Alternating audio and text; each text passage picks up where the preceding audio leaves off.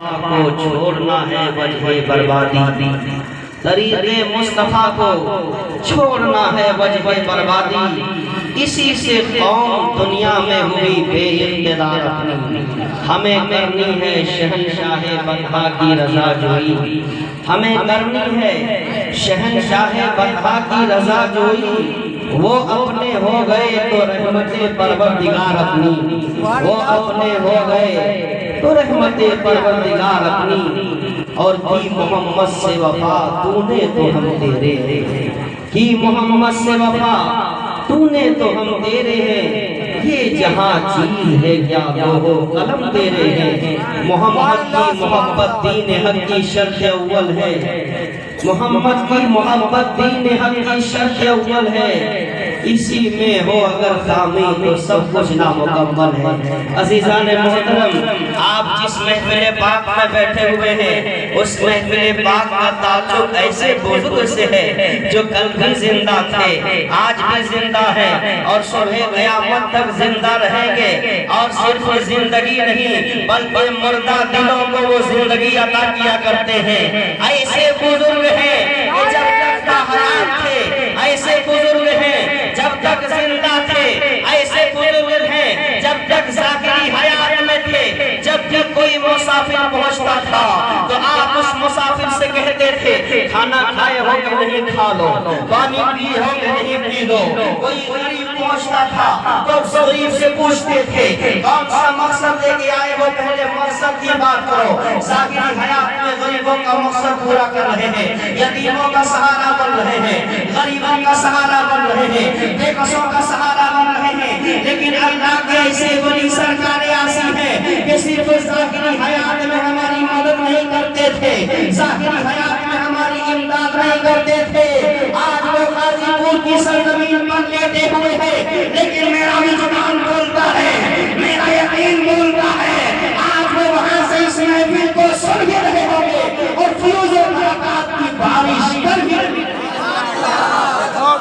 آپ خوش نصیب ہیں، کون سرکار اعظم اللہ اکبر، ایک فقیر گزرا ہے، گزرے ہیں شمس الدین تبریزی علیہ رحمت اللہ، اور دوسرا فقیر غریب کے گزرے ہیں حضرت سرکار اعظم، جن کے مقام کو کون بیان کر سکتا ہے، جن کی عظمت کو کون بیان کر سکتا ہے۔ آؤ میں تھوڑی دیر ان کی ذات کے حوالے سے میں آپ کو بتاؤں، سکندر پور کی سرزمین سے وہ ذات اٹھی ہے، سکندر پور کی تعریف کوئی کیا کرے گا، سکندر پور کی بات اور کوئی کیا کرے گا، کوئی مولوی کیا بتائے گا۔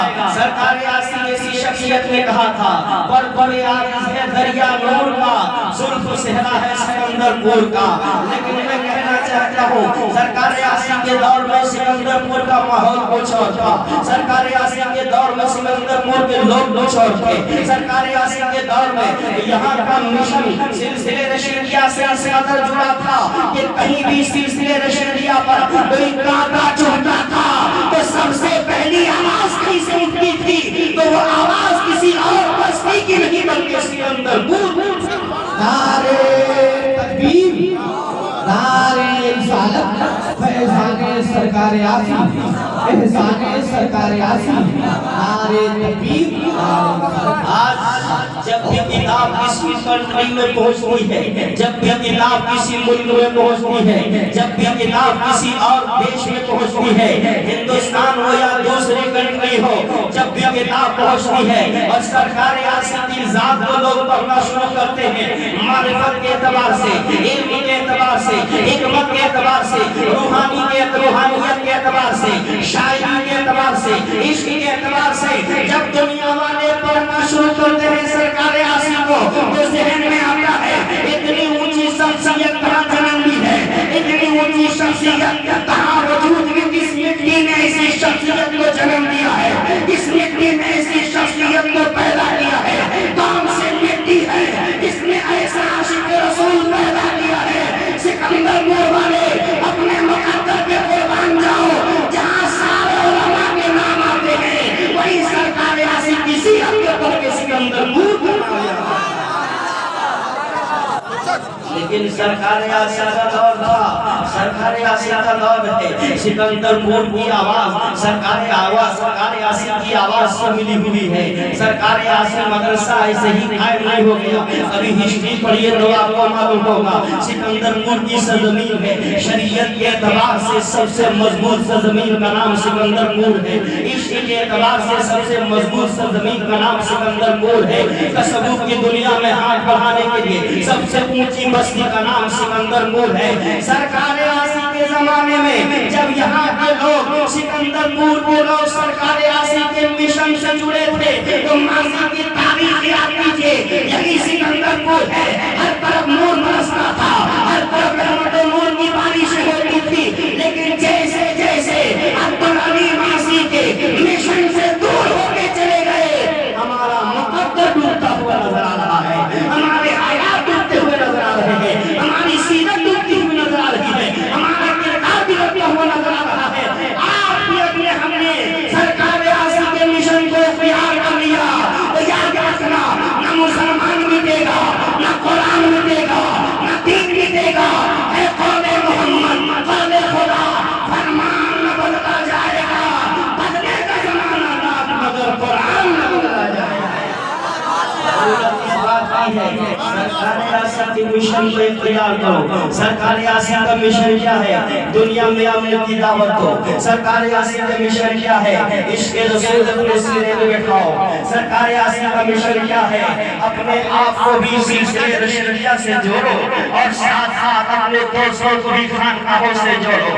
جس طرح تعلیم کے لیے مدرسہ ضروری ہے، جس طریقے سے عمل کے لیے مسجد ضروری ہے، میں اعلان کرتا ہوں سکندر پور کے لوگوں، جس طریقے سے تعلیم کے لیے مدرسہ ضروری ہے، عمل کے لیے مسجد ضروری ہے، ایسے ہی اپنے قلب کو صاف کرنے کے لیے، اپنے دل کی تزکیہ کرنے کے لیے، اپنے دل کے میل کو چھڑانے کے لیے خانقاہ سے رشتہ ضروری ہے۔ چاہتے ہو میرا دل صاف ہو جائے تو تمہیں خانقاہوں سے جڑنا ہوگا، تمہیں رشیدیت سے جڑنا ہوگا، تمہیں خانقاہوں سے جڑنا ہوگا۔ اس لیے خانقاہ میں پڑھائی نہیں جاتے ہیں، سرزمین ہے یہاں سے سرکار آسیہ اپنی قضا و شخصیت کی بنیاد پہ جب اٹھے ہیں تو تنہا سکندر پور پر ہدایت کے چھاپ نہ چھوڑا ہے سرکار آسیہ نے، صرف سکندر پور کی بستی کو صرف ہدایت کے چشمے سے سیراب نہیں کیا ہے، بلکہ آپ تاریخ پڑھیے جدھر جدھر سرکار آسیہ کی ذات پہنچی ہے انوار و تجلیات کے اپنے 20 بہاریں ادھر پڑتی ہوئی نظر آ رہی ہے۔ سکندر پور میں ہے تو نور سکندر پور پہ برستا ہے، غازی پور پہنچتے ہیں تو نور غازی پور برستا ہے، جون پور پہنچتے ہیں تو نور جون پور میں پہنچتا ہے، اور حتیٰ کہ جب سیوان کی سرزمین میں پہنچتے ہیں، اپنے پیر و مرشد کے دیار میں پہنچتے ہیں تو تنہا نور سکندر پور پہ نہیں بلکہ بہار کی سرزمین سیوان میں بھی آپ کا نور برسا ہوا۔ یہ شخصیت جدھر جدھر جا رہی ہے نور ادھر ادھر برس رہا ہے، شخصیت جدھر جدھر جا رہی ہے علم ادھر ادھر جا رہا ہے، شخصیت جدھر جدھر جا رہی ہے معرفت ادھر ادھر جا رہی ہے، شخصیت جدھر جدھر جا رہی ہے طہارت ادھر ادھر جا رہی ہے، شخصیت جدھر جدھر جا رہی ہے علم ادھر ادھر جا رہا ہے، شخصیت جدھر جدھر جا رہی ہے عشق رسول میں ڈوب کر شاعر کہنے والا عاشق جب اپنی زبان کو کھولتا ہے تو تنہا اپنے قلب کو صاف نہیں کرتا، صبح قیامت تک جو سرکار آسیہ کا دیوان پڑھتے رہیں گے اس کے دلوں میں عشق رسول بیٹھتا رہے گا، عشق رسول کا مدینہ بنتا رہے گا۔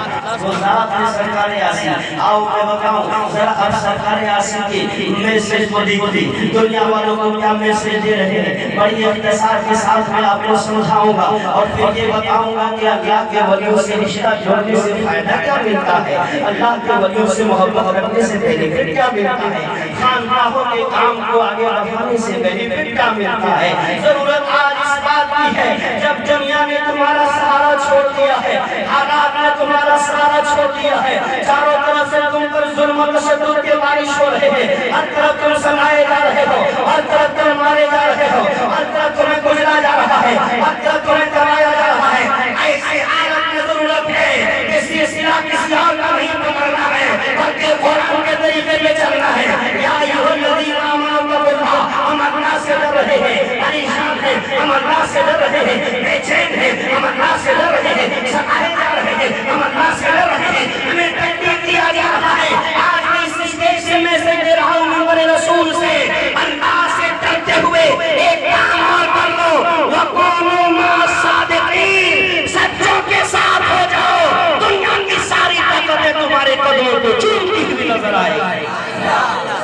اختلاف کی بنیاد پہ مسلمان بٹا ہے، اختلاف کی بنیاد پہ مسلمان پریشان ہے، اختلاف کی بنیاد پہ مسلمانوں کے گھر کو لوٹا گیا ہے، ورنہ مسلمان تو امن کا نام ہے، مسلمان تو سلامتی کا نام ہے، مسلمان تو پیس کا نام ہے۔ اسلام صرف دنیا والوں کو اخوت سکھاتا ہے۔ آؤ میں بتاؤں، جب کوئی مدینہ شریف کی طرف جاتا ہے، سرکار آسیف کا میسج دیکھو، جب کوئی مدینہ شریف جا رہا ہے، عمرہ کے لیے جا رہا ہے، حج کے لیے جا رہا ہے، طواف خانہ کعبہ کے لیے جا رہا ہے، ایک غریب بیچارہ سامنے کھڑے ہونے کہتا ہے ذرا میری اولاد کے لیے دعا کر دینا، کوئی کہتا ہے میرا مکان بن رہا ہے، میرا مکان بن جائے، سرکار کے روزے پہ عریضہ پیش کر دینا، خانہ کعبہ کے پاس دعا کر دینا، فلاں کام میرا رکا ہوا ہے بن جائے۔ دنیا کا انسان جب بھی کسی حاجی کو جاتا ہوا دیکھتا ہے تو اپنی اپنی تمناؤں کا اظہار کرتا ہے، اپنی اپنی خواہشات کا اظہار کرتا ہے،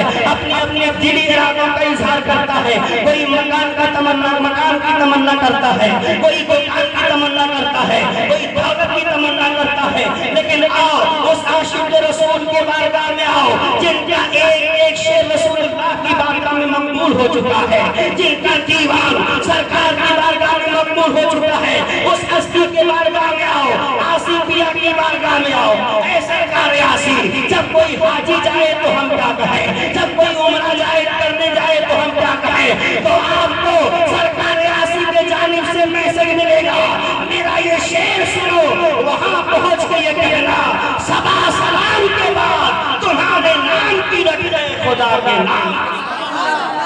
یہ ہے سرکار آصف علیہ رحمت و رضوان، جو کل بھی زندہ تھے، آج بھی زندہ ہے اور صبح قیامت تک زندہ رہیں گے۔ کل بھی فیض و برکت نازل کر رہے تھے، کل بھی اپنے فیوز و برکات سے مالا مال کر رہے تھے، آج بھی فیوز و برکات سے مالا مال کر رہے ہیں، اور صبح قیامت تک جو اس سے رشتہ جوڑے گا، جو ان سے محبت کرے گا، جو ان سے الفت رکھے گا، جو اپنے دل سے ان کو چاہے گا، انشاءاللہ مدد کے لیے سرکار آصف ضرور حاضر ہو جائے گے، امداد کے لیے سرکار آصف ضرور حاضر ہو جائے گے۔ نہیں، اگر کوئی زبان یہ کہے وہ مر کے مٹی میں مل گئے، کوئی زبان یہ کہے کہ وہ خاموش ہو گئے، کوئی زبان یہ کہے کہ اب سرکار آصف قبر میں جا چکے ہیں، تو سرکار آصف کی شعر کو سنا دینا، آصف شہید عشق ہو مردہ نہ جانا۔ اللہ اللہ، سرکار آصف کی نگاہ دیکھ رہی تھی، ایک زمانہ آئے گا اولیاء اللہ کو مردہ کہا جائے گا، اولیاء اللہ کے بارے میں غلط باتیں کہی جائے گی، اولیاء اللہ کے خلاف بولا جائے گا، اولیاء اللہ کے شان میں گستاخی کی جائے گی، اولیاء اللہ کو مر کے مٹ جانے کا عقیدہ دیا جائے گا۔ سرکار آصف کی نگاہ دیکھ رہی تھی، جب آپ نے قلم اٹھایا ہے تو آپ نے لکھا، اے دنیا والوں، آصف شہید عشق ہے مردہ نہ جاننا، مر کے ملی ہے زندگی یہ جاویدان مجھے۔ وہ آج بھی زندہ ہے، وہ صبح قیامت تک زندگی زندہ ہے۔ ضرورت ہے کہ ہم اس کے مشن سے جڑ جائیں، ضرورت ہے ہم ان کے طریقے سے جڑ جائیں، ضرورت ہے ان کے فیضان سے جڑ جائیں، ضرورت ہے ہم ان کے طریقے کو اختیار کر لیں، ضرورت ہے ہم اس کے مشن کو اختیار کر لیں۔ آج حالات بدلے ہیں، دین کی فکر کس کو ہے، قرآن کی پڑھانے کی فکر کس کو ہے، اسلام کی دعوت کو عام کرنے کی فکر کس کو ہے، شریعت کو دور تک پہنچانے کی فکر کس کو ہے۔ آؤ سرکار آصف کا مشن ہے کہ صرف سکندر پور ہی تک میرا علم محدود نہ رہے، میرے علم کی بارش سکندر پور ہی تک محدود نہ رہے۔ سرکار آصف نے یہ میسج دیا ہے، جس کو اللہ نے جس انداز سے طاقتیں دی ہے، دین کے لیے اسی انداز سے محنت کرنی چاہیے، دین کے لیے اسی انداز سے کوشش کرنی چاہیے۔ سرکار آصف کا درجہ بہت بلند تھا، آپ نے سینکڑوں ضلعوں کو منور کیا ہے۔ اگر آپ ان کے مشن پہ چلتے ہوئے اگر پورا سکندر پور کو روشن کر دیا تو یاد رکھنا بخشش سے گھبرانے کی ضرورت نہیں ہے، جہاں سارے ٹوٹ جائیں گے وہاں سرکار آصف کا کام آئے گا، سرکار آصف کا کا فیضان کام آئے گا، سرکار آسی کی محبت کام آئے گی۔ یہ انداز ہے اولیاء اللہ کا۔ میں پوچھنا چاہتا ہوں، بہت سارے لوگ کہتے ہیں اولیاء اللہ سے محبت کریں گے تو ہمیں کیا ملے گا، اولیاء اللہ سے الفت کریں گے تو ہمیں کیا ملے گا۔ اور خاص کر خانقاہ رشیدیہ پڑھ لو کبھی کتابیں، اب تو درجنوں کتابیں آ چکی ہے اور درجنوں کتابیں شائع ہو چکی ہے۔ تو خانقاہ رشیدیہ اپنے کو اپنے غیر بھی جس خانقاہ کے سامنے اپنے جبین عقیدت کو محبت کے لیے جھکا دے، اس خانقاہ کا نام خانقاہ رشیدیہ ہے۔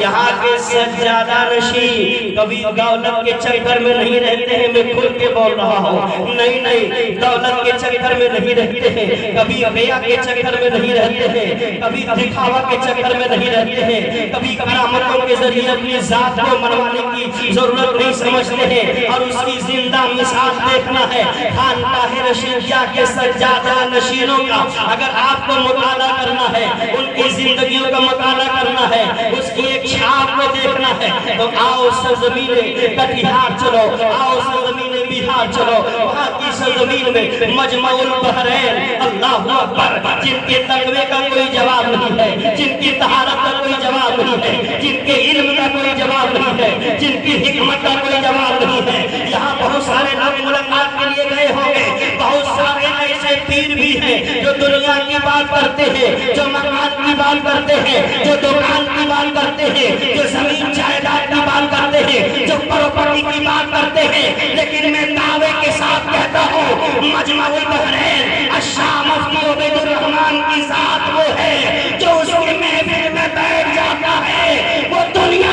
سیکھ کے نہیں لوٹتا، بلکہ جتنی دیر تک بیٹھتا ہے دین سیکھتا ہوا نظر آتا ہے، قرآن سیکھتا ہوا نظر آتا ہے، شریعت سیکھتا ہوا نظر آتا ہے، رسول اللہ کا طریقہ سیکھتا ہوا نظر آتا ہے۔ یہ خانقاہ رشیدیہ ہے، خصوصیت ہے شہرت سے دور رہتے ہیں۔ کئی ایسے بھی پیر ہیں جب نکلتے ہیں تو سینکڑوں مریدین کی یہاں دعوت ہوتی ہے، لیکن آؤ قربان جاؤ مجمع البحرین کی ذات پہ، بتاؤ ان کی ذات ایسی ذات ہے، آنکھیں ترس جاتی ہیں لیکن دیدار نہیں ہوتا ہے، آنکھیں ترس جاتی ہیں لیکن زیارت سے محروم ہوتے ہیں۔ خوش نصیب ہیں، اللہ نے ایسی نعمت ہمیں دی ہے جو اب تک نہیں جڑے ہیں۔ میں دعوے کے ساتھ کہہ رہا ہوں جڑ جاؤ، ایک زمانہ آئے گا جب مفتی عبید الرحمن سے مرید ہوگا، وہ فخر کرے گا میں کسی عام پیر سے نہیں، مجمع البحرین سے مرید ہوں۔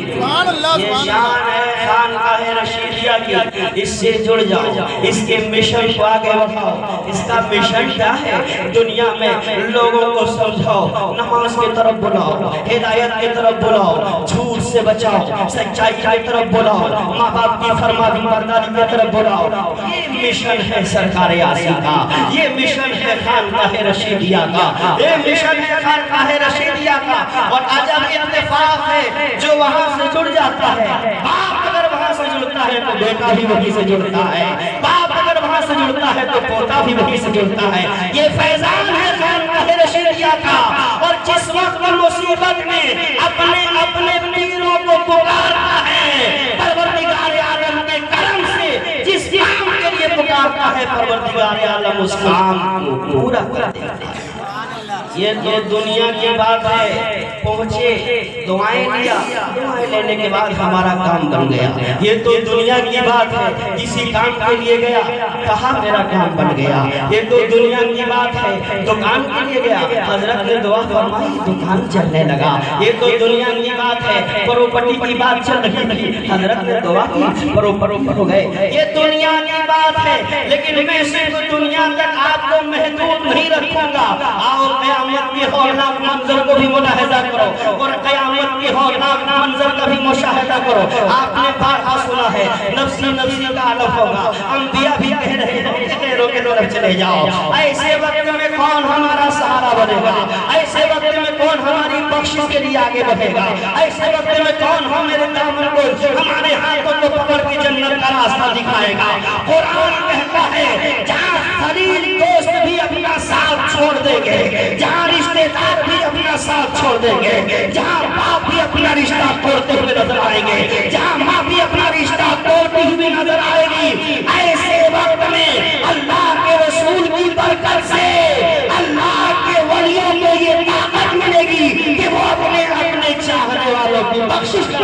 नजर आएगा। सिरात मुस्तकीम के रास्ते पे चलने वालों को सिरातुल सिरात पे गुजारते हुए नजर आएंगे।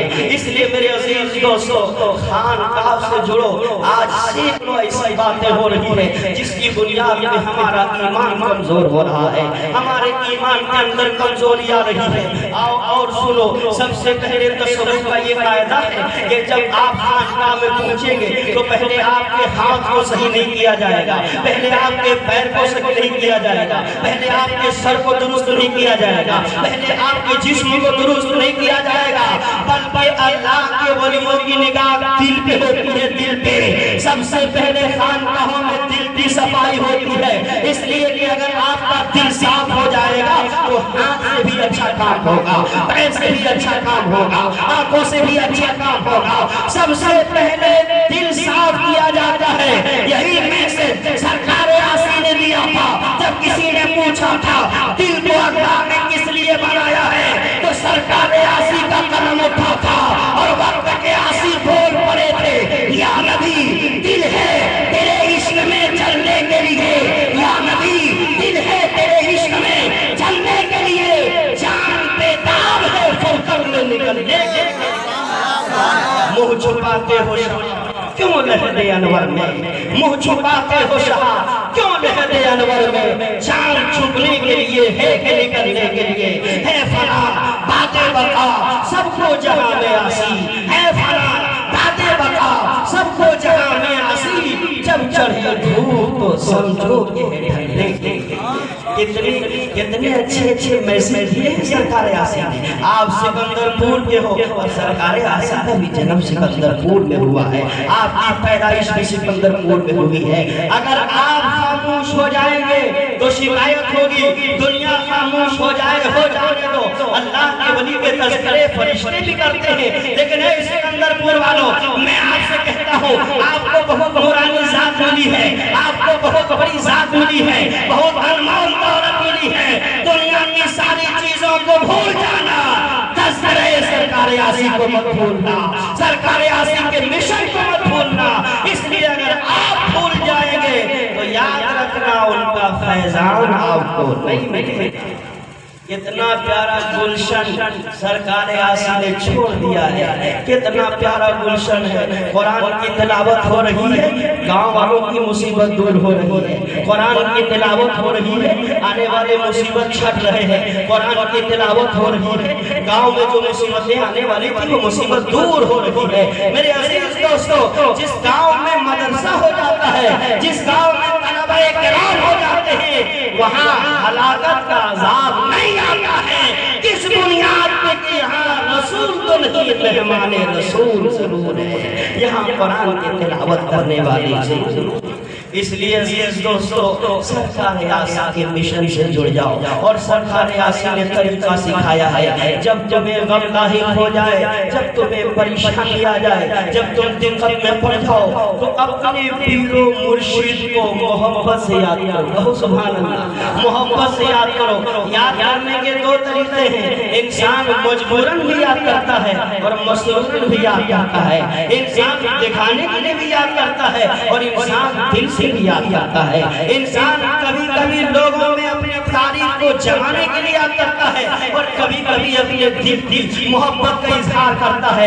याद रखना, जब अपने पीरो मुर्शिद को तुम इस नियत के साथ याद करोगे कि मेरे पीरो मुर्शिद, अल्लाह ने आपको वो ताकत दी है कि हमसे जो काम ना हो सके आपकी तरफ उस काम को बढ़ा देंगे। आपका इशारा हो जाएगा, काम बनता हुआ नजर आएगा। आपका इशारा होगा, मेरा बिगड़ा हुआ मुकद्दर बनता हुआ नजर आएगा। आपका इशारा होगा, काम बनते हुए नजर आएंगे। और ये मैसेज सरकार आसी ने दिया है, किस अंदाज से दिया है। सरकार आसी के पीरो मुर्शिद हजरत कुतुबुल हिंद गुलाम मोइनुद्दीन रहमतुल्लाह तआला अलैह अहमदबाड़ा शरीफ की सरजमीन पर आराम कर रहे हैं, जहां हम आप उर्स में जाया करते हैं। उनकी हस्ती का क्या कहना, हम तो उन्हें कुतुबुल हिंद कहते हैं, हम तो उन्हें कुतुबुल हिंद जानते हैं, लेकिन सरकार आसी उन्हें कुतुबुल हिंद नहीं कहते थे, कुतुबे आलम कहते थे। ऐ मेरे पीरो मुर्शिद, आप सिर्फ हिंदुस्तान के कुतुब नहीं हैं, बल्कि पूरी कायनात का कुतुब। अल्लाह, آپ کا انتقال ہو رہا ہے، آپ کی پیر و مرشد کا انتقال ہو چکا اور آپ کا منہ کھلا ہوا رہ گیا۔ بڑی غور سے سننے والے بات بتا رہا ہوں میرے عزیز دوستو، انتقال ہوا، منہ کھلا ہوا تھا۔ اللہ اکبر، جب کسی مرنے والے کا منہ کھل جاتا ہے اور جب اس کو دیکھنے لوگ آتے ہیں تو بتائیے کیفیت کیسی ہوگی، دیکھنے میں کیسا لگے گا؟ اللہ اکبر، اتنے عظیم ہستی ہے، پروردگار عالم نے ہر چیز سے نوازا ہے، سرکار عاشق کے پیر و مرشد ہے، انتقال کے بعد منہ کھلا ہوا ہے۔ نبی کونین صلی اللہ علیہ وسلم کا سچا دیوانہ ہے، سرکار عاشق وہاں پہنچتے ہیں، غسل دینے کے وقت پہنچتے ہیں، پہنچنے کے بعد دیکھا کہ منہ کھلا ہوا ہے، سرکار عاشق کی نگاہ دوڑ گئی، کیونکہ طبیب تھے، حکیم تھے، نگاہیں دوڑ گئی۔ یہاں محبت کرنے والے بھی آتے ہیں، نفرت کرنے والے بھی آتے ہیں، یہاں غلام بھی آتے ہیں، یہاں غدار بھی آتے ہیں، کہیں میرے پیر و مرشد کے خلاف کوئی آواز نہ اٹھ جائے۔ حضرت سرکار عاشق نے کہا اور قرآن نے کہا، اے پیر و مرشد اپنے منہ کو بند کر لیجئے، دیکھیں اللہ کا ولی کیسے زندہ ہے، اللہ کے ولی کیسے زندہ ہوتے ہیں۔ روح نکل چکی ہے، روح کب سے انسری سے پرواز کر چکی ہے، انسان کے جسم سے روح نکل چکی ہے، سرکار بالکل ہند جا چکے ہیں، لیکن ابھی بیان نہ کہا جا رہا تھا، ابھی سرکار عاشق کی بات بھی ختم نہیں ہوئی کہ منہ خود بخود بند کر سرکار عاشق نے میسج دیا، اپنے پیر و مرشد کی طرف توجہ کرو اور محبت کے ساتھ توجہ کرو، جس کام کے لیے تم ان کے سر سے دعا مانگو گے، ان کی طرف اشارہ کرو گے، انشاءاللہ وہ کام بنائے گا۔ صرف تو سرکار عاشق نے کہا نہیں، کر کے دکھایا۔ ایک کام آپ کے ساتھ ایسا آیا کہ بارہا اس کام میں پریشان تھے، لیکن وہ کام پورا نہیں ہو رہا تھا، بار بار کوشش کر رہے تھے، کام پورا نہیں ہو رہا ہے۔ پیر و مرشد کی بارگاہ میں پہنچے، عریضہ پیش کیا، کام پورا نہیں ہو رہا ہے، پریشانی کے عالم میں ہے، آخر یہ کام پائے تکمیل تک کیسے پہنچے گا، آخر یہ کام مکمل کیسے ہوگا؟ میں آپ کو میسج دینا چاہتا ہوں کہ جب انسان اپنی نسبت کو چھوڑ دیتا ہے، جب تک نسبت سے نہیں اپنے آپ کو مزین کرتا ہے وہ محروم ہوتا ہے، جب نسبت سے جڑتا ہے تو فیضان نہیں ہوتا ہے، نسبت جوڑنے سے فیضان نہیں ملتا ہے کہ کوئی قادری ہو جاتا ہے، کوئی سہروردی ہو جاتا ہے، کوئی چشتی ہو جاتا ہے، کوئی نقشبندی ہو جاتا ہے، اور جب یہ شاخیں پھوٹتی ہے تو کوئی دنیا میں رشیدی ہو جاتا ہے۔ اللہ اکبر، کام مکمل نہیں ہو رہا ہے، بار بار اصرار کرنے باتیں پوری نہیں ہو رہی ہے، آپ کو حال آیا اور حال میں آپ لکھتے ہیں اپنے پیر و مرشد کو۔ آج بھی پہمر والا شریف کے اندر پتھر پہ یہ شعر لکھا ہے، کبھی جاؤ تو پڑھ لو۔ جب سرکار عاشق کو مصیبت آئی تو آپ نے اس انداز سے پکارا، اے پیر من، اے میرے من، بختو منو تقدیر من، در دست تو تدبیر من، اے قطب عالم المدد۔ جب اپنے پیر کو پکارا ہے، جب اپنے مرشد کو پکارا ہے، جب اپنے ہادی کو پکارا ہے، جب اپنے رہبر کو پکارا ہے، یہ شعر ابھی نگاہوں سے گزر رہا تھا، ادھر سرکار عاشق کا کام معلوم یہ ہوا، محبت سے آپ اپنے ولیوں سب کو پکارو، عقیدت سے پکارو، انشاءاللہ تعالیٰ فیضان ملے گا۔ ایک آیت کریمہ جب میں نے پڑھی تو سرکار عاشق کا شعر بالکل میرے نظروں کے سامنے میں گھومنے لگا اور میرے نگاہوں میں یہ شعر چپک گیا۔ قرآن کی آیت میں پڑھ رہا تھا، انسان جب مرتا ہے تو اس کی کیفیت کیا ہوتی ہے؟ ان الذین قالوا ربنا اللہ ثم استقاموا تتنزل علیہم الملائکہ، بے شک ان الذین قالوا، جب موت کی گھڑی آتی ہے تو فرشتے قالوا ربنا اللہ، شیطان اس سے پوچھتا ہے تم مجھ کو خدا کہو، بار بار اصرار کرتا ہے، لیکن جو اللہ کا نیک بندہ ہوتا ہے، جو اللہ کا پرہیزگار بندہ ہوتا ہے، جو اللہ کا پاکیزہ بندہ ہوتا ہے، جس کے سینے میں شریعت و طریقت اور جس کے سینے میں اللہ و رسول کا خوف ہوتا ہے، وہ کیا کہتا ہے؟ قالوا ربنا اللہ، قالوا ربنا اللہ ثم استقاموا، پھر اس میں ڈٹ جاتا ہے۔ اللہ اکبر، جب یہ ہوتا ہے تو اوپر سے فیضان کیا ہوتا ہے؟ اللہ تعالیٰ کی رحمت و نور کیسے برستی ہے؟ اللہ تخافوا، اے مرنے والوں خوف نہ کرو، اللہ تخافوا، اے مرنے والوں ڈرو نہیں، اللہ تخافوا، قبر کا خوف مت کرو، اللہ تخافوا، حشر کا خوف مت کرو، اللہ تخافوا، میزان کا خوف مت کرو، اللہ تخافوا، پرصراط کا خوف مت کرو، اللہ تخافوا، وہاں پیاس کی فکر مت کرو، اللہ تخافوا ولا تحزنوا، اولاد کا غم نہیں تمہارے سینے میں آنا چاہیے، مکان کا غم اپنے سینے میں مت لاؤ، اللہ تخافوا ولا تحزنوا، جب تم نے اللہ کو مان لیا ہے تو مرتے وقت خوف بھی نہیں ہے، غم بھی نہیں ہے، اور حالات کیا بدلتے ہیں، تتنزل علیہم الملائکہ، پھر اس کے پاس فرشتے نازل ہو جاتے، اللہ تعالیٰ ولا تحزنوا، فرشتے نازل ہوئے، خوف سے غم سے بیگانہ کر دیا، اور کہا وَأَبْشِرُوا بِالْجَنَّةِ الَّتِي كُنتُمْ تُوعَدُونَ، اے انسان تم نے نماز کے ذریعے اللہ کو راضی کر لیا ہے، اے انسان تم نے سچائی کی بنیاد پہ اللہ کو راضی کر لیا ہے، اے انسان تم نے اپنی عبادت کی بنیاد پہ اللہ کو راضی کر لیا ہے، وَأَبْشِرُوا بِالْجَنَّةِ الَّتِي كُنتُمْ تُوعَدُونَ، اور بشارت ہے اس جنت کی جس کا تم سے وعدہ کیا گیا تھا۔ اب ذرا آپ مجھے بتائیے، جس کو موت کے وقت جنت دکھا دی جائے وہ کبھی ڈرے گا؟ کبھی نہیں ڈرے گا۔ جس کو اپنی منزل کا پتہ لگ جائے گا کبھی وہ ڈرے گا؟ نہیں ڈرے گا۔ وہ کبھی غم کرے گا؟ نہیں کرے گا۔ بس یہی حالت سرکار عاصم کی تھی، دنیا کا جانے والا انسان جاتے جاتے ڈر رہا ہوتا ہے، خوف میں ہوتا ہے، پیاس میں ہوتا ہے، اور کس کہتا ہوا نظر آتا ہے، ڈر کا ماحول ہوتا ہے، لیکن سرکار عاصم جب جا رہے ہیں تو قرآن کی ایک آیت کی تفسیر بن کے جا رہے ہیں، خود ارشاد فرماتے ہیں آج پھولے نہ سمائیں گے کفن میں عاصم، آج پھولے نہ سمائیں گے کفن میں عاصم، ہے شب گور بھی اس گل سے ملاقات۔ جس کو جنت دکھا دی گئی ہے، جس کو منزل کا پتہ چل گیا ہے، جو رسول اللہ کے دیدار کے لیے جا رہا ہے، جو رسول کائنات کی ملاقات کے لیے جا رہا ہے، اب اسے کسی چیز کا خوف نہیں ہے۔ آج پھولے نہ سمائیں گے کفن میں عاصم، ہے شب گور بھی اس گل سے ملاقات کی۔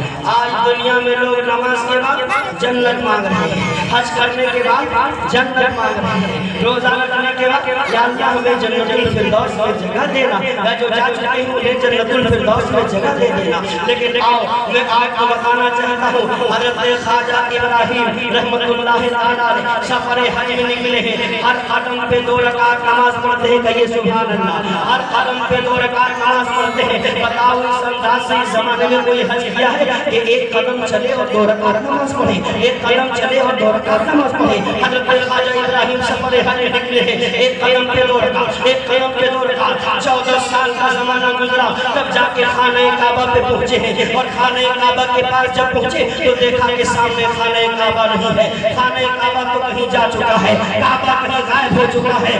آواز آئی ابراہیم صبر کرو، کعبہ کہیں گیا ہے، ابھی لوٹ کے آ جائے گا۔ ابراہیم نے پوچھا کعبہ کہاں گیا ہے؟ ساری دنیا تو کعبہ کی طواف کرتی ہے، کعبہ کس کے طواف ہو گیا ہے؟ آواز آئی رابعہ بصری کی طواف کے لیے کعبہ سبحان اللہ سبحان اللہ لگائیے، یہ پہنچ گئے وہاں اور کہا یہ شور کیا ہے، یہ منظر کیا ہے؟ رابعہ بصری نے کہا تم نے کعبہ کے لیے چلا تھا تو تمہیں 14 سال کے بعد بھی کعبہ نہ ملا، میں کعبے کے پروردگار عالم کو چاہ رہا تھا، کعبہ کا جو رب ہے اسے چاہ رہا تھا، کعبہ کا جو مالک ہے اس کے طرف لو لگایا تھا۔ حالت یہ ہوئی ہے کہ کعبہ خود میرے طواف کے لیے آ گیا ہے۔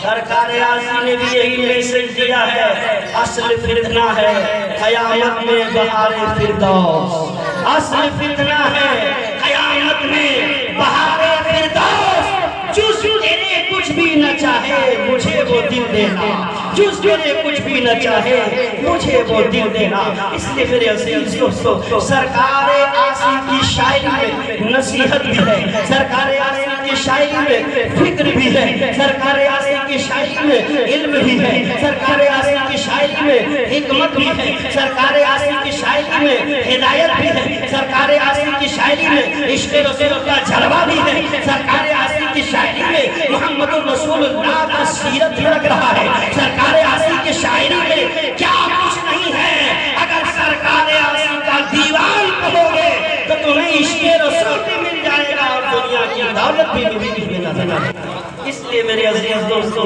ضرورت اس بات کی ہے کہ ہم جڑے اس کے طرف خانقاہوں کی طرف جڑے اپنے مشن کو اسلامی مشن بنائیں. آج کے جو حالات بن چکے ہیں آپ دیکھ رہے ہیں. ایک حدیث میں آپ کو سنانا چاہتا ہوں. آج ہمارے بچوں کے جو حالات ہو چکے ہیں, آج ہمارے جوانوں کے جو حالات ہو چکے ہیں, نہیں سرکار یاسین کا یہ میسج نہیں تھا آؤ نبی کونین کی بارگاہ میں حاضری دیتے ہیں. اے میرے آقا, بچوں کے آنے جانے کا سلسلہ جاری رہے گا, دنیا میں لڑکے آتے رہیں گے جاتے رہیں گے. بتائیے ہم اپنے بچوں کو کیا سکھائیں, ہم اپنے بچوں کو کیا پڑھائیں؟ چونکہ محفل سرکار یاسین ہے تو یہاں سے ایک اچھا میسج بھی جانا چاہیے.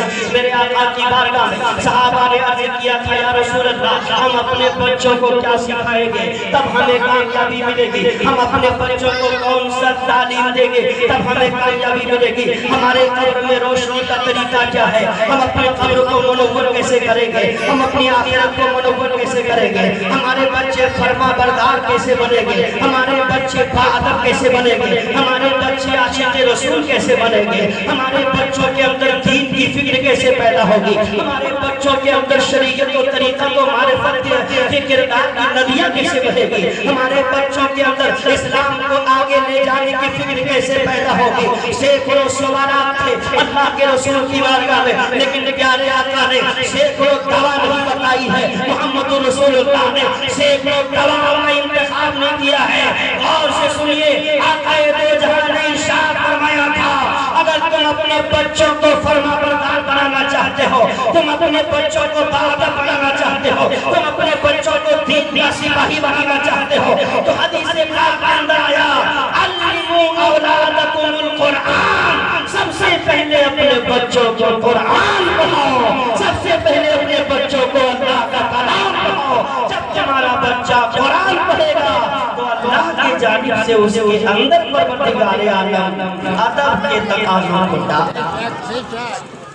علموا اولادکم القرآن, سب سے پہلے قرآن پڑھاؤ. یہی وجہ ہے کہ سینکڑوں جگہ سے جو لوگ سمجھتے ہیں کہ میرا بیٹا آگے چل کے فرما بردار بنے گا, وہ بھیجتا ہے مدرسوں میں, جاؤ قرآن پڑھو, قرآن پڑھو گے تو باادب بنو, قرآن پڑھو گے تو تمہیں اللہ تعالیٰ اور بھی توفیق دے گا, تمہارے ذریعے سینکڑوں لوگوں کی زندگی سنورے گی. لیکن آقا تو جہاں یہاں خاموش نہیں ہوئے, اس لیے بہت سے قرآن پڑھنے والے بھی گمراہ ہو گئے, بہت سے قرآن پڑھنے والے بھی کافر ہو گئے, بہت سے قرآن پڑھنے والے بھی دنیا میں بگڑتے ہوئے نظر آئے, بہت سے قرآن پڑھنے والے کا دل بھی بگڑتا ہوا نظر آیا. اللہ کے رسول کی حدیث یہیں تک خاموش نہیں رہی, آگے محمد رسول اللہ نے ارشاد فرمایا قرآن پڑھاؤ. کس انداز سے پڑھاؤ؟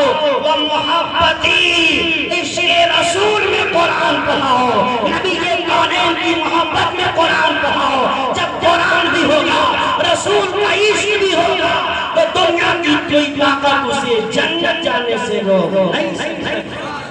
اور یہی تک نہیں, آگے فرمایا وہ محبت اہل بیتی, سبحان اللہ, وہ محبت اہل بیتی, وہ محبت اہل بیتی. صرف قرآن سے محبت کرنا کافی نہیں ہے, صرف مجھ سے محبت کرنا کافی نہیں ہے. اے دنیا والوں سن لو, اگر تم کامیابی چاہتے ہو, اپنے ایمان کی حفاظت چاہتے ہو, اپنے دلوں کی صفائی چاہتے ہو, تو قرآن سے بھی محبت کرنا ہوگا, رسول سے بھی محبت کرنا ہوگا, اور اہل بیت اطہار امام حسن و حسین سے بھی محبت کرنا ہوگا. اس لیے میرے عزیز دوستو, یہ دو چیزیں بڑی بڑی تھی, لیکن آج ان چیزوں کو ہم چھوڑتے ہوئے نظر آ رہے ہیں, آج ان چیزوں سے ہم دور ہوتے ہوئے نظر آ رہے ہیں, آج ان چیزوں سے ہم بیگانہ ہوتے ہوئے نظر آ رہے ہیں. قرآن اب تو صرف اور صرف برکت کے لیے ہم پڑھ لیا کرتے ہیں. یہی قرآن ہے جس کے بارے میں اللہ نے فرمایا تبیان لکل شیء, ہر چیز کا بیان جس کے اندر ہے. آپ اس قرآن کو چھوڑتے ہوئے نظر آ رہے ہیں, لیکن آؤ اسی قرآن کے مطابق آپ ذرا اولیاء اللہ کی زندگی دیکھو, اولیاء اللہ کی سیرت دیکھو, قرآن سے لگاؤ دیکھو, قرآن سے محبت دیکھو. پروردگار عالم کے اولیاء کس انداز سے محبت کرتے ہیں, پروردگار عالم کے ولی قرآن سے کس انداز سے محبت کرتے ہیں. میرے دوستو, سرکار یاسین کا یہ تیور تھا, رات کے سناٹے میں جب آنکھیں کھل جاتی تھی تو دوبارہ سونے کی کوشش نہیں کرتے تھے,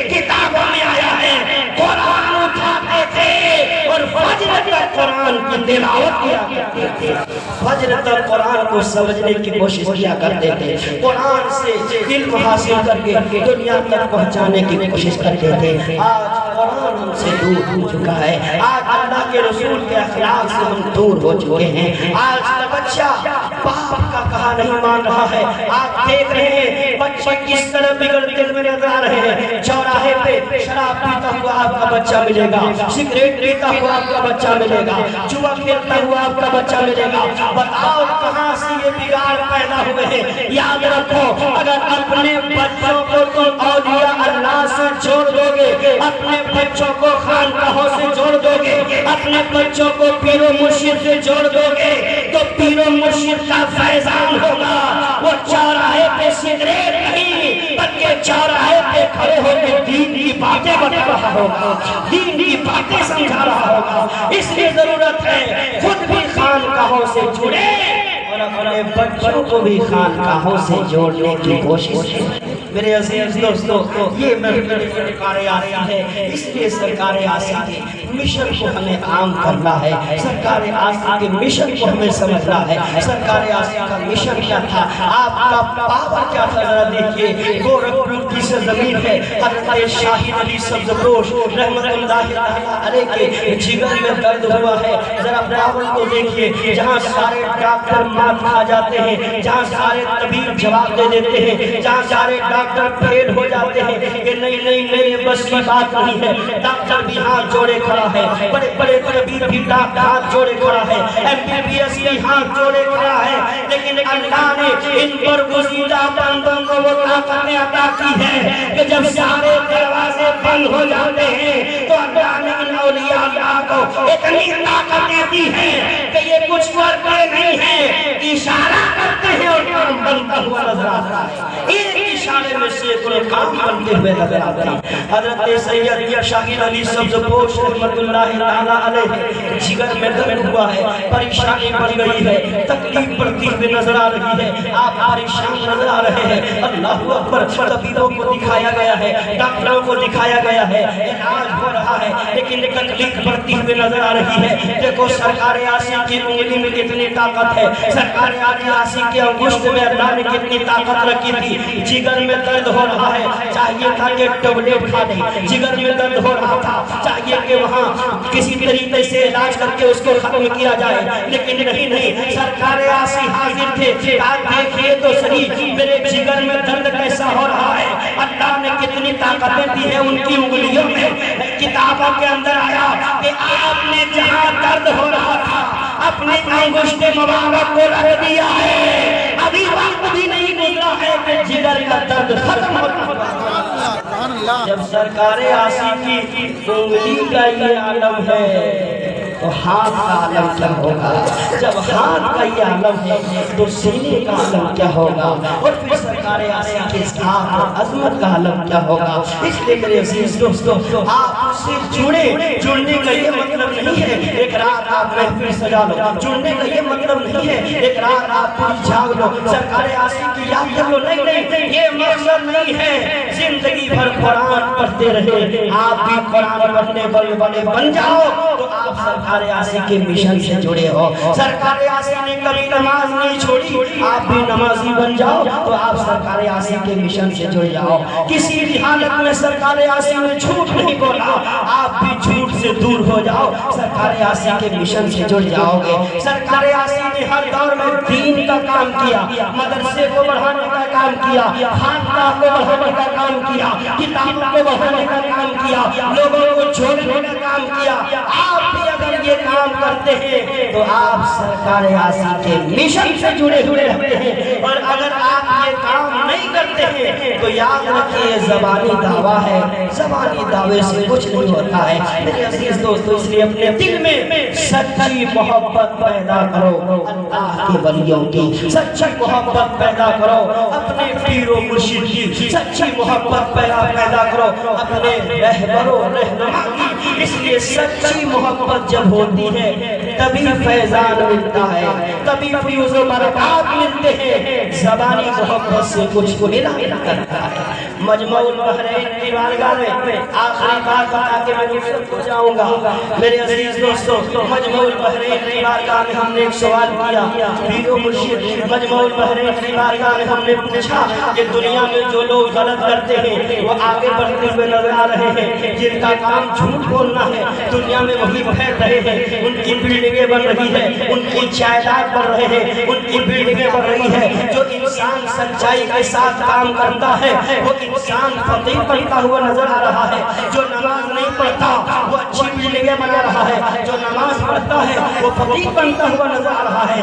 مجھے بتائیے مجمع البحرین نے آیت کریمہ پڑھی تھی وَمَنْ يُرِدْ ثَوَابَ الدُّنْيَا نُؤْتِهِ مِنْهَا وَمَنْ يُرِدْ ثَوَابَ الْآخِرَةِ نُؤْتِهِ مِنْهَا۔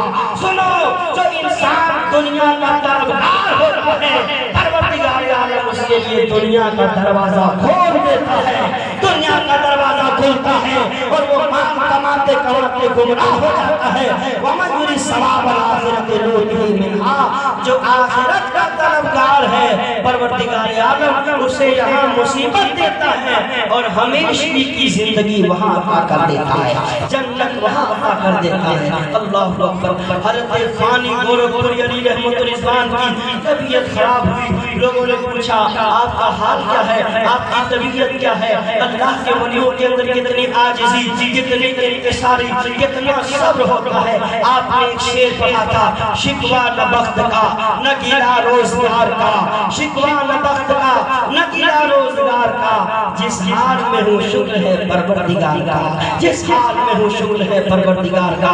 اس لیے میرے عزیز دوستو، آج کے اس اسٹیج سے آپ کو میسج دیا جاتا ہے کہ آپ اللہ کے ولیوں سے جڑیے، ان کی کتابوں کو پڑھیے، ان کی سیرت کا مطالعہ کیجئے، ان کی عظمتوں کو جانیے، ان کی رفتوں کو جانیے، ان کے طریقے کو جانیے، چھوٹی چھوٹی کتابوں کو پڑھیے، ان کی صبح کیسے گزرتی تھی، ان کی شام کیسے گزرتی تھی، ان کا دوپہر کیسے گزرتا تھا، ان کا اٹھنا بیٹھنا کیسے تھا، ان کے بولنے کا انداز کیا تھا۔ جب آپ ان کی سیرت کو پڑھیں گے تو انشاءاللہ تعالی آپ یہاں بھی کامیاب ہو جائیں گے، وہاں بھی کامیاب ہو جائیں گے۔